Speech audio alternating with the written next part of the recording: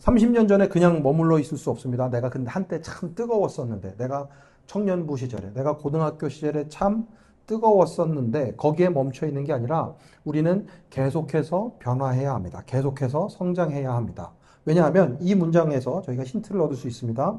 우리가 변화하지 않으면 성장할 수가 없고, 성장하지 못한다면 우리는 진정한 삶을 살고 있는 것이 아니기 때문에 그렇습니다. 우리는 어떻게 함께 그리스도인으로서 이 세상 가운데 성장하고 변화할 수 있을지 그 길들을 살펴보고 있습니다. 지난 2주간을 잠깐 정리하고 넘어가도록 하겠습니다. 2주 전에는 첫 번째 시간으로 이렇게 이야기를 나눴었죠. 우리를 부르신 분께서 우리를 책임지십니다. 예수님께서 제자들을 부르시고 제자들이 사람을 낚는 어부가 될 수 있도록 책임져 주셨던 것처럼 우리를 부르신 예수님께서 우리의 삶을 책임지실 것입니다. 그러니 변화를 위해서 한 걸음을 내디딜 수 있습니다. 그리고 그렇게 한 걸음을 내딛는 사람들은 어떤 사람들인가 하면 말씀으로 성장하는 사람들입니다. 예수님의 말씀을 잘 듣고 순종해서 그것을 삶으로 드러내는 사람들인데, 살아내는 사람들인데, 그렇게 말씀으로 성장하는 사람의 결국은 사랑밖에는 없습니다. 그렇다면 이 사랑을 가지고 무엇을 할 것인가? 그 부분에 대해서 오늘 섬김이라는 주제로 함께 말씀을 나누려고 합니다.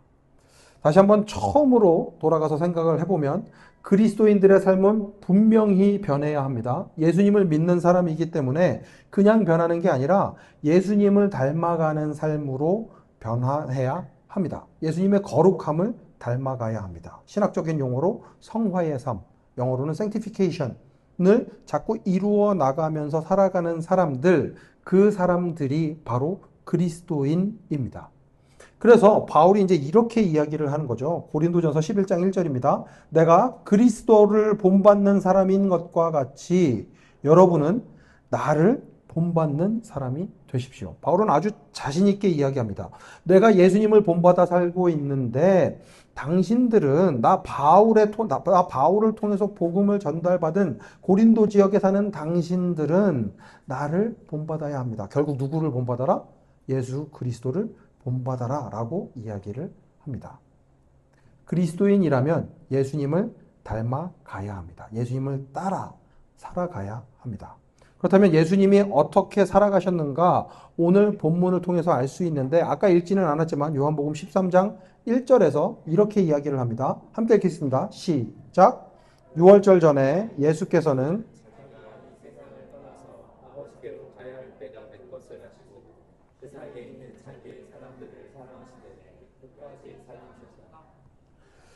예수님의 죽음이 다가오고 있습니다.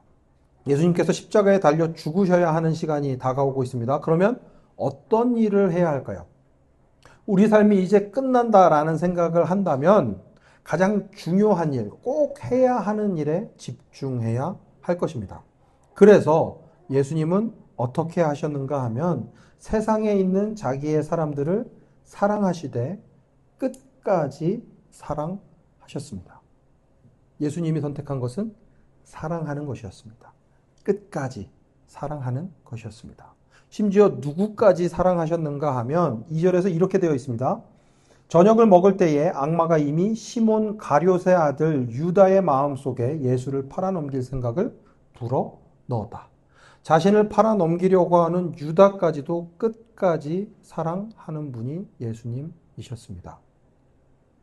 그리스도인들이 닮고 싶어 하는 것이 예수님이라고 하면 예수님의 이 사랑, 이 섬김을 우리도 끝까지 따라가야 합니다. 말씀이 이어지죠. 13장 3절입니다. 예수님께서는 아버지께서 모든 것을 자기 손에 맡기신 것과 자기가 하나님께로부터 왔다가 하나님께로 돌아간다는 것을 아시고, 지금 보면 다시 1절의 말씀이 반복되고 있습니다. 예수님께서 돌아가실 시간이 다가왔습니다. 1절과 같은 내용이라고 하면 3절 뒷부분에 사랑하시되 끝까지 사랑하셨다. 요거에 대한 부분이 이제 나올 겁니다. 여러분이라면 요 뒤에다가 어떻게 말을 이렇게 좀 붙이실 수 있겠습니까? 끝까지 사랑하셨다. 여러분이라면 어떻게 이것을 삶으로 살아내시겠습니까? 저는 이렇게 표현합니다. 함께 밥을 먹었다. 특히 블리스버거에 와서 햄버거를 먹었다. 저희 햄버거 엄청 맛있거든요. 저의 사랑 표현 방법 중에 하나는 같이 밥을 먹는 겁니다. 요즘 가장 많은 시간을 보내고 있는 이 블리스 버거에서 제가 가장 이렇게 맛있게 추천할 수 있는 버거를 함께 먹으면서 그 사랑을 표현할 것입니다. 여러분도 아마 여러분에게 가장 잘 어울리는 방법으로, 여러분이 가장 잘할 수 있는 방법으로 사랑을 표현할 것입니다. 예수님은 가장 예수님다운 방법으로 사랑을 표현하시는데 4절과 5절을 보십시오. 함께 읽습니다. 시작. 자리에서 일어나서 겉옷을 벗고 수건을 가져다가 허리에 두르셨다. 그리고 대야에 물을 담아다가 제자들의 발을 씻기시고 그 두른 수건으로 닦아 주셨다. 우리가 읽을 때는 이 장면이 그렇게 막 놀랍게 느껴지지 않습니다. 그런가 보다. 예수님께서 뭔가 할 일이 있으셨구나. 그리고 제자들의 발을 닦아 주셨구나. 이렇게 생각을 할 수 있는데 그게 아닙니다.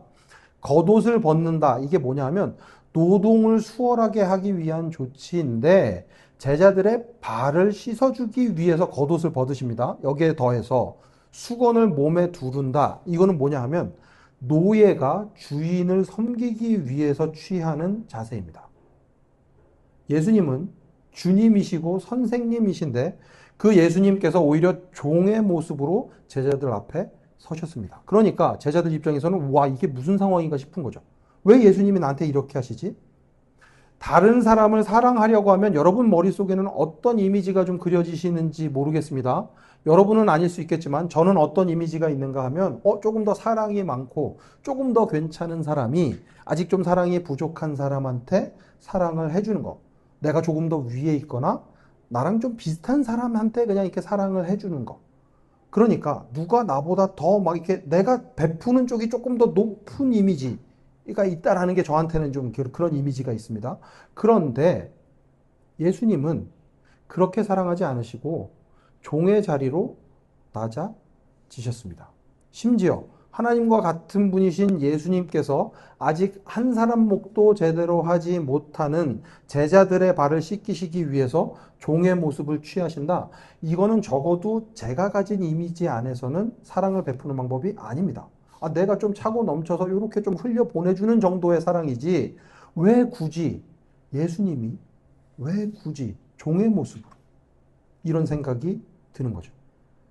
베드로도 저랑 똑같은 생각을 했습니다. 6절에서 이렇게 말합니다. 시몬 베드로의 차례가 되었다. 이때 베드로가 예수께 말하였다. 주님께서 내 발을 씻기시렵니까? 그런데 예수님의 대답이 재미있습니다. 7절. 예수께서 그에게 대답하셨다. 내가 하는 일을 지금은 내가 알지 못하나 나중에는 알게 될 것이다. 너 지금은 이해 못할 거야. 베드로를 아주 정확하게 아셨던 거죠. 너 지금은 이게 무슨 일인지 전혀 모를 거야. 그러시고 나서 베드로가 뭐라고 얘기를 하는가 하면 베드로의 대답을 보면 얘가 진짜로 이해를 못했구나. 이거를 알 수 있습니다. 8절. 베드로가 다시 예수께 말하였다. 아닙니다. 내 발은 절대로 씻기지 못하십니다. 예수님이 너 이해 못할 거야 그랬는데 진짜로 이해를 못하고 있는 겁니다. 그러니까 자기 고집을 꺾지를 않는 거죠. 그러니까 이 베드로에게 이렇게 강하게 말씀하십니다. 예수께서 그에게 말씀하셨다. 내가 너를 씻기지 아니하면 너는 나와 상관이 없다.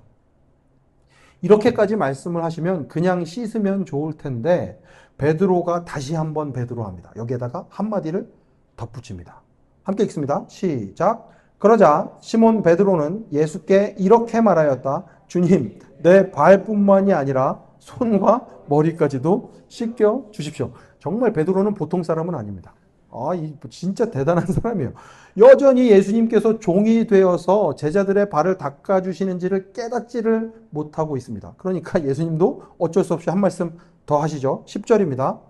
이미 목욕한 사람은 온몸이 깨끗하니까 발밖에는 더 씻을 필요가 없다. 너희는 깨끗하다. 그러나 다 그런 것은 아니다. 이 부분을 예수님의 말씀을 성경 연구하시는 분들이 이렇게 설명을 합니다. 예수님을 믿어 구원을 받은 사람들은 예수님께서 죄의 값을 치르셨기 때문에 깨끗해졌습니다. 그러니까 다시 씻을 필요가 없습니다. 하지만 여전히 세상에서 살아가는 가운데 죄된 본성에서 벗어나지 못했기 때문에 아직도 그 본성의 모습들이 나타날 수 있기 때문에 거룩함을 닮아가는 성화의 과정이 필요하다. 그러니 매번 자꾸 실수를 할 때마다 예수님을 따라가려는 노력이 바로 이 발을 씻는 것과 같다라고 설명을 합니다. 그런데 뒤쪽에 예수님의 말씀이 걸립니다. 너희는 깨끗한데 다 그런 것은 아니다. 앞에서 저희가 함께 읽었던 2절 가롯의 아들 유다에 대한 말씀이죠. 왜 예수님의 이 말씀이 걸리는가 하면 예수님은 다 그런 것은 아니다 말씀은 하셨지만 모든 제자들의 발을 다 씻기셨습니다. 제자들이라고 하면 예수님을 배신할 유다까지 포함한 제자들입니다. 저 같으면 안 씻어줍니다. 대충 씻어주는 척만 하고 넌 빠져라 이럴 것 같습니다. 그냥 티를 막 팍팍 이게 뭐 저는 생각보다 이게 포커페이스가 잘 안 되더라고요. 저는 그럴 것 같습니다. 그런데 예수님은 그렇게 하지 않으십니다. 모든 사람을 똑같이 종의 자세로 섬겨 주십니다. 예전에 철이 없을 때는요, 나도 이거 할 수 있다. 누구 발이든 무슨 상관이냐 다 닦아줄 수 있다 생각했습니다. 그런데 나이가 들고 삶이 복잡해지니까 세상에 좋은 사람만 있는 게 아니다라는 사실을 아주 뼈저리게 깨달았습니다. 심지어 예전에는 나를 싫어할 사람들은 아무도 없을 거야 라는 생각을 하면서 살았거든요. 근거 없는 자신감으로. 그런데 요즘에는 알게 되었습니다. 나를 싫어하는 사람이 있다. 있을 수 있다가 아니라 있다. 분명히 있다. 나를 미워하는 사람도 있다. 그러니까 이제 마음이 되게 어려워지는 거죠. 이 사람에게도 나는 똑같이 대해주고 있습니다 라고 나를 속이려고 해봐도 나이가 들면 들수록 나 자신이 어떤 생각을 가지고 행동하고 있는지 섬기고 있는지 너무나도 선명하게 제 마음이 잘 드러납니다. 그러니까 이제 고민이 되는 거죠. 제가 그냥 저 사장이면 좀 나을 텐데 전 목사거든요. 예수님을 따라 살아간다고 하는 사람인데 예수님처럼 사랑하고 섬기겠다라고 말을 하는 사람인데 원수의 발도 닦아줄 수 있어야 되는데 저는 못할 것 같습니다. 솔직하게 말씀드립니다. 근데 그나마 다행인 것은 저를 미워하는 그 사람들이 저한테 발 닦아달라고 할 일도 없다는 거죠. 그나마 다행이다. 그런데 저희가 이 수준에 멈춰 있을 수는 없잖아요. 그리스도인이라면 예수님을 닮아가는 사람이라면 여기에 그냥 멈춰 있으면 안 됩니다. 그럼에도 불구하고 사랑할 수 있어야 합니다. 어떻게 예수님처럼 사랑할 수 있을까? 오늘 함께 읽었던 예수님과 제자들의 대화에 그 답이 들어 있습니다. 12절부터 15절까지 저희들이 함께 쫙 읽습니다. 시작! 예수께서 제자들의 발을 씻겨주신 뒤에 옷을 입으시고 식탁에 다시 앉으셔서 그들에게 말씀하셨다. 내가 너희에게 한 일을 알겠느냐? 너희가 나를 선생님 또는 주님이라고 부르는데 그것은 옳은 말이다. 내가 사실로 그러하다. 주이며 선생인 내가 너희의 발을 씻겨 주었으니 너희도 서로 남의 발을 씻겨 주어야 한다. 내가 너희에게 한 것과 같이 너희도 이렇게 하라고 내가 본을 보여준 것이다. 쉽습니다. 예수님을 따라하면 됩니다. 근데 예수님을 어떻게 잘 따라할 수 있을까요? 예수님을 잘 따라하려면 잘 받을 줄 알아야 합니다. 저는 이게 정말 중요하다고 생각합니다. 베드로의 처음 반응처럼 나는 예수님 발 닦아주는 거 안 할랍니다. 그러면 망하는 겁니다. 그러면 안 돼요. 예수님께서 보여주신 섬김의 방법을 잘 보고 배워야 합니다. 그 순간을 마음껏 누려야 합니다. 왜 예수님이 나 같은 사람을 위해서 겉옷을 벗으셔야 했는지, 왜 종들처럼 수건을 허리에 두르셔야 했는지, 정성껏 발을 닦아주시면서 어떻게 닦아주셨는지 예수님께서 해주실 때 세심하게 아주 잘 받아야 합니다. 그 사랑에 푹 젖어야 합니다. 그 섬김에 빠져들어야 다른 사람들에게 그렇게 사랑해 줄 수 있습니다. 그렇게 섬겨줄 수 있습니다. 제가 자주는 아니지만 가끔 아내 발을 만져줄 때가 있습니다. TV를 보다가. 그 아내 발을 잘 만져주고 싶어서 제가 뭘 했는가 하면 마사지를 잘 받습니다. 베트남에 가서 발 마사지를 받으면서 어떻게 눌러주면 시원한지 이제 잘 받았다. 농담이 아니고 진짜예요. 그게 농담이라고 생각하시는 것 같은데 진짜로 그렇습니다. 어떻게 어디를 자극하면 이게 시원한지 어디를 눌러주면 좋은지를 잘 배워뒀다가 벌써 손을 딱 이렇게 하잖아요. 이렇게 갖고 탁 잘 눌러주는 거죠. 잘 받으면 잘 해줄 수 있습니다. 예수님의 섬김도 마찬가지입니다. 이제 막 예수님의 사랑을 맛보시는 분들이 있으시다면 그 순간을 즐기셔야 합니다. 마음껏 누리셔야 해요. 예수님께서 온도교회를 통해서 우리 공동체를 통해서 여러분의 삶 가운데 잘해 주실 때 그 순간을 즐기고 마음껏 사랑을 누리셔야 합니다. 만끽하셔야 합니다. 그래야 또 다른 사람에게 그 섬김을 전달해 줄 수 있거든요. 잘 받은 사람이 잘 전해 줄 수 있습니다. 이걸 성경 연구하시는 분들은 이렇게도 말합니다. 14절 다시 한번 볼까요? 주이며 선생인 내가 너희의 발을 씻겨 주었으니 너희도 서로 남의 발을 씻겨 주어야 한다. 아까 전에 읽었던 본문인데 이 마지막에 씻겨 주어야 한다라는 동사가 재미있습니다. 너희들 이렇게 해야만 한다. 너희는 이럴 의무가 있다. 너희는 발을 씻겨줄 의무가 있다. 왜? 주이고 선생인 내가 너희 발을 씻겨 줬으니까. 다시 말하면 너희들은 나한테 빚을 진 거야. 내가 니들한테 이렇게 해줬잖아. 그러면 이 빚을 갚아야지. 어떻게? 다른 사람들한테 이렇게 해주는 것으로. 섬김으로 빚을 졌으면 섬김으로 빚을 갚아야 합니다. 그러니까 어차피 질 빚이라고 하면 제대로 빚을 지십시오. 섬김을 마음껏 받으십시오. 그리고 그 빚을 아주 멋지게 갚아주시면 됩니다. 확실하게 잘 갚아주시면 됩니다. 다른 사람들한테. 16절부터 보시면 예수님께서 그래도 제자들이 서로 섬기지 않을까봐 이렇게까지 말씀하십니다. 16절 내가 진정으로 너희에게 말한다. 예수님께서 진정으로라고 하실 때는 진짜 진리에 대해서 말씀하실 때 이거는 꼭 해야 된다라는 것을 말씀하실 때 이렇게 말씀하십니다. 종이 주인보다 높지 않으며 보냄을 받은 사람이 보낸 사람보다 높지 않다. 너희가 이것을 알고 그대로 하면 복이 있다. 니들이 나보다 높지 않아. 알고 있지. 니들이 나를 주라고 불러. 선생이라고 불러. 그렇다고 하면 니들 이거 갚아야지. 내가 너희들 이렇게 섬겨줬는데 너희들 빚을 졌으면 갚는 게 당연한 거야. 그런데 여기서 놀라운 것은 무엇인가 하면 그 당연한 일을 하는데 그 일을 알고 그대로 하면 누가 복을 받는다고요? 우리가 복을 받는다는 것입니다. 쉬운 일은 아닙니다. 세상과는 완전히 반대되는 길입니다. 왜냐하면 세상에서는 나보다 높은 사람을 잘 섬겨줘야 합니다. 그래야지 떨어지는 콩고물들이 있거든요. 월급이 좀 올라가든지 삶을 좀 편해지든지 무언가 이렇게 자기보다 높은 사람한테 막 이렇게 해줘야 하는데 하나님 나라의 방식은 완전 반대입니다. 주님이신 예수님이 제자들의 발을 닦아주신 것처럼 우리도 다른 사람들의 발을 서로 닦아주어야 하는 거죠. 그나마 다행인 것은 예수님께서 우리에게 먼저 본을 보여주셨다는 것입니다. 내가 먼저 알아서 해야 하는 것이 아니라 예수님께서 가신 그 길을 우리가 따라가는 것입니다. 예수님의 본을 따라가기 때문에 그래도 할만한 거죠.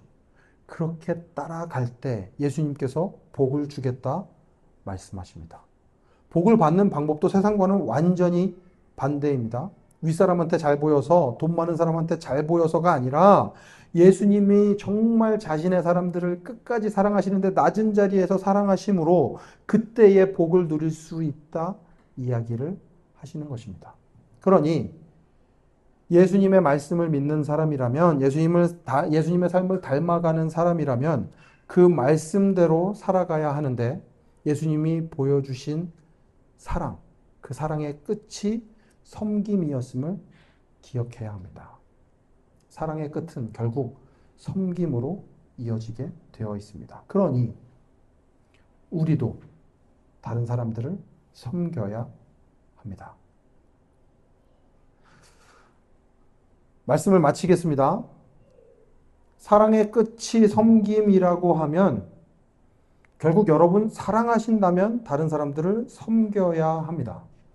여러분은 지금 누구를 섬기며 살아가고 있으십니까? 이 문장을 바꾸면 여러분은 지금 누구를 사랑하며 살아가고 있으십니까? 예수님이 제자들의 발을 닦아주심으로 섬김의 본을 보이셨습니다. 섬김의 본을 보이신 예수님께서도 이렇게 말씀하십니다. 마가복음 10장 45절입니다. 함께 읽습니다. 시작. 인자는 섬김을 받으러 온 것이 아니라 섬기러 왔으며 많은 사람을 구원하기 위하여 치를 몸값으로 자기 목숨을 내주러 왔다. 예수님이 섬기러 이 땅에 오셨는데, 사랑하러 이 땅에 오셨는데 자기 목숨을 내어주기까지 우리를 섬겼다라고 말씀하십니다. 그러면 우리도 이렇게 섬겨야죠. 예수님께서 자기 목숨을 내어주기까지 우리를 사랑하셨고 그 사랑을 맛본 그리스도인이라면 다른 사람들 사랑하며 그렇게 섬기면서 살아가야 합니다. 예수님께서 섬기신 본을 따라 사랑의 끝이 섬김임을 사람들에게 보여주면서 살아가야 합니다. 나는 사랑한다 말하면서 아무런 섬김이 없다면 정말 미안하지만 여러분은 사랑하는 게 아닙니다. 정말 그 사랑을 맛보았다면 섬길 수밖에 없습니다. 사랑하게 되니까요.